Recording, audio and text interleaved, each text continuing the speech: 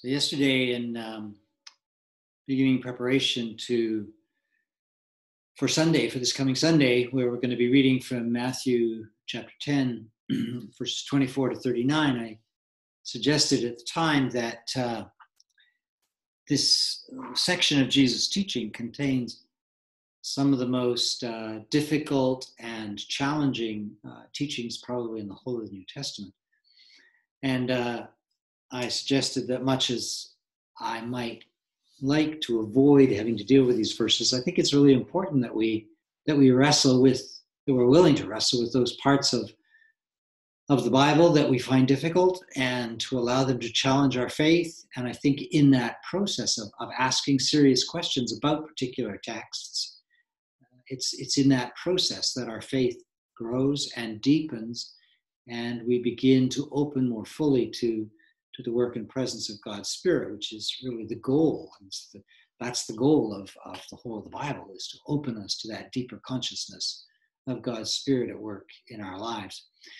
But you do have to wonder what it is we could possibly get out of these hard verses. And so I've been going through them fairly slowly by chunk. And the chunk I've come to now is Matthew chapter 10, verses 28 to 31, where Jesus is reported to have said, "Do not fear those who kill the body, but cannot kill the soul. Rather, fear him who can destroy both body and soul in hell. Are not 2 sparrows sold for a penny? Yet not one of them will fall to the ground unperceived by your Father. And even the hairs of your head are all counted. So do not be afraid. You are of more value than many sparrows." I'm going to try to show you this verse on the screen if I can, because I think it needs to be looked at really carefully. And it's only when we really look at the words as they are that we perhaps begin to come to some kind of an insight into what's going on here. It starts out, "Do not fear those who kill the body but cannot kill the soul."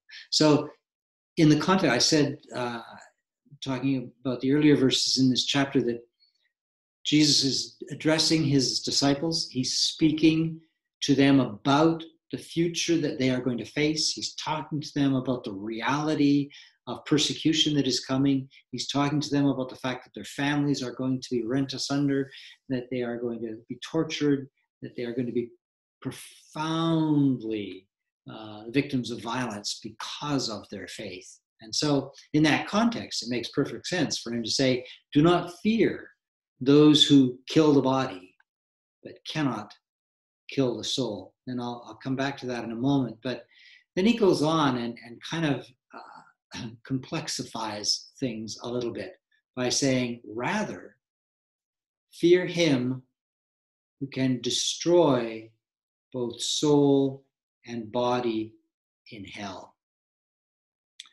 Now that "him" is constantly, throughout a lot of scholarship, is taken to be a reference to God. So it's alleged that Jesus is saying here, "Rather fear God who can destroy both soul and body in hell." But the word translated "him" is a definite article, ho, and it means the. That's all it means. And that's the only word that's there. What in the Greek, what Jesus is saying is, "Rather fear the who can destroy both soul and body in hell." Well, clearly, in order to make any sense at all of this in English, you have to provide something to go with the definite article. Many translators provide "him," but it's not there.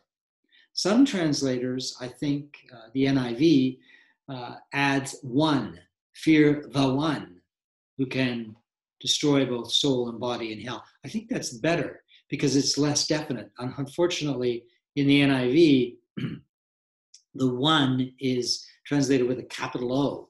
So it still seems to be implying that it's a reference to God. Rather, fear God, who can destroy both soul and body in hell. But it's a very curious choice because it's immediate. It kind of conjures up an image of this fearful, frightening God who is poised, waiting to destroy both soul and body in hell. And that image of God, it seems to me, is immediately contradicted in the very next verse. So 28, do not fear those who kill the body but cannot kill the soul. Rather, fear God, who can destroy both soul and body in hell.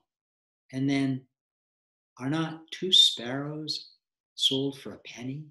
Yet not one of them will fall to the ground unperceived by your Father. And even the hairs of your head are all counted. So do not be afraid.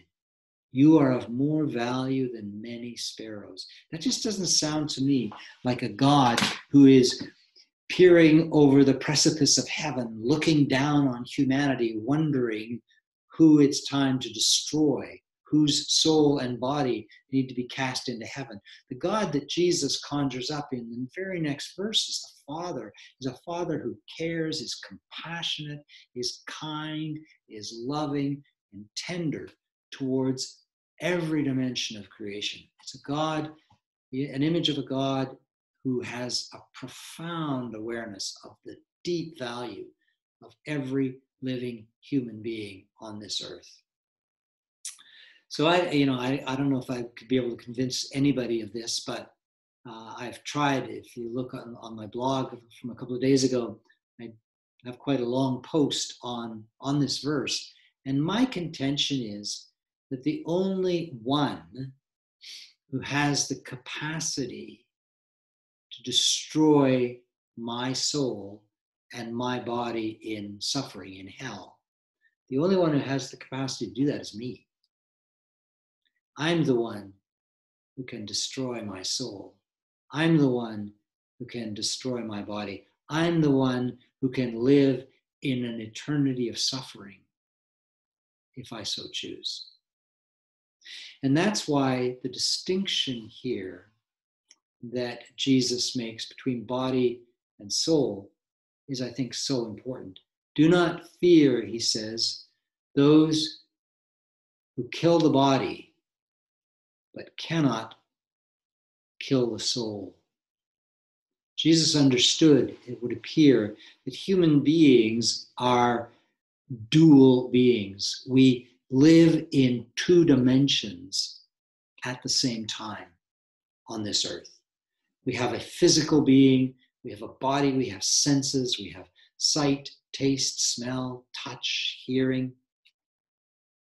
We have all that capacity to function in the tangible, physical realm of the outside world. But that's not all who we are. We are also an inner, hidden, invisible, secret self, a deep self, a profound inner being that is carried in the vessel of our physical being. Jesus calls it soul. And for Jesus, everything he did was aimed at helping us recover our awareness of soul, of that inner dimension of life, of that inner reality that is most deeply and profoundly the truth of who we are.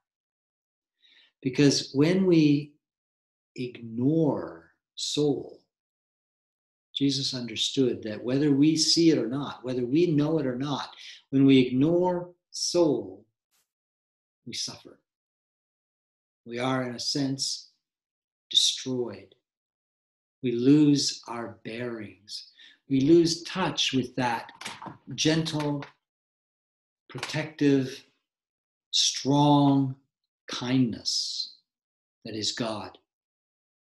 We lose touch with that awareness within ourselves that not one sparrow falls to the ground without God's awareness. We lose touch with that awareness that even the hairs of our head, we are of such an inestimable value that even the hairs of our head are all counted. And therefore, we do not need to be afraid, because you see, fear comes from an inability to recognize our true value as human beings. Do not be afraid, Jesus says, you are of more value than many sparrows. Soul work is about finding our true value, about locating our true identity, about locating a value and an identity that depends on nothing external. The body, physical reality, tangible material reality, does not have the capacity to give us an awareness of our true value as human beings. That's soul work. That's inner work. That comes only from the willingness to step aside from all those external places where we look for a sense of identity, where we try to build a sense of security. All those places we look to try to reassure ourselves that we can feel safe.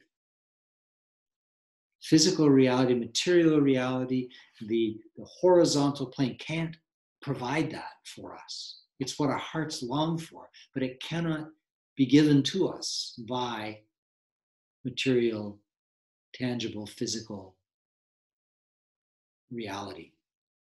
It hasn't got that capacity. That's all soul work. A true sense of security, a true sense of identity, all lie within. And the problem is we get tangled up in body. Not that bodies are wrong or bad, they're important, they're a gift, they're beautiful, but they're not the center. They're not the heart of the human reality. And Jesus is going to go on. I think we'll see if I get around to number 3 of this, part 3 of this little series on Matthew 10, 24 to 39, we'll go on to see that Jesus hammers away at this idea of the attachments that we look to give us a sense of well-being, and how futile that is, and how deeply Jesus desires to enable us to disconnect to some degree from all those external places we look to for a sense of security, a sense of safety, a sense of identity.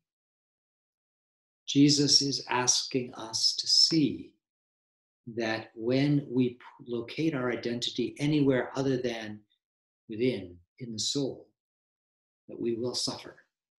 We will destroy all that is good and true and beautiful and rich and deep in our lives.